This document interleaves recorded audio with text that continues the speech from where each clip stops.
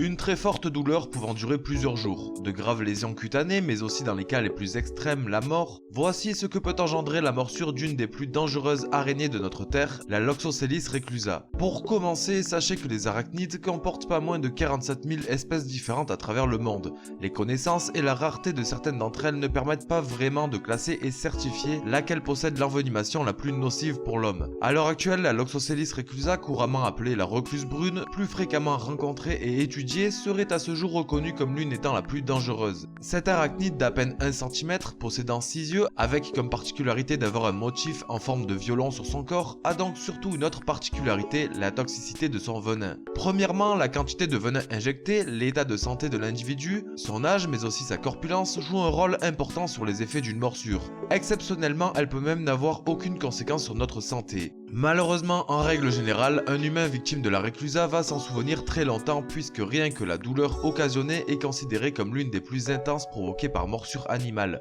pouvant par la suite engendrer divers symptômes sur notre corps comme des frissons, des nausées, de la fièvre, des douleurs musculaires et articulaires ainsi que des paralysies partielles. Plus grave encore, le venin contenant des agents dermonécrotiques engendre une fois sur deux de graves nécroses tissulaires infectieuses lentes à guérir et pouvant nécessiter des greffes de peau importantes. En dernier lieu, et dans de très rares cas, son venin très puissant détruirait les artères et les veines de sa victime, créant des défaillances circulatoires ou une insuffisance rénale pouvant être fatale. Pour prévenir ces complications, une hospitalisation 48 heures au maximum après la morsure est fortement recommandée et permet de contrer efficacement chacun de ces symptômes. Le seul problème, tout comme la maladie de Lyme provoquée par les tiques, une morsure de la reclusa engendre des symptômes très similaires à d'autres maladies plus communes.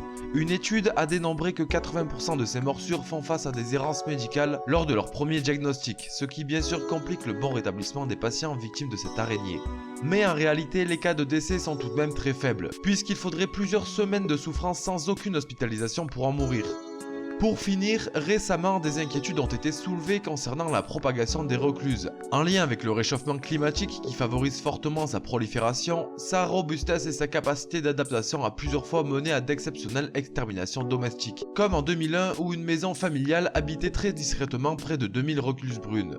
Mais rassurez-vous, ce terrifiant arachnide peuple majoritairement le sud central des États-Unis et le nord-est du Mexique. En France, même si au cours des dernières années, plusieurs cas de morsures très similaires à celle-ci ont été diagnostiqués sur notre territoire, aucun spécimen n'aurait été rencontré avec certitude. La recluse brune ne serait donc pas officiellement présente sur le sol français. C'est la fin de cette vidéo, n'hésitez pas à partager et à vous abonner. Moi je vous dis à très vite pour une prochaine vidéo.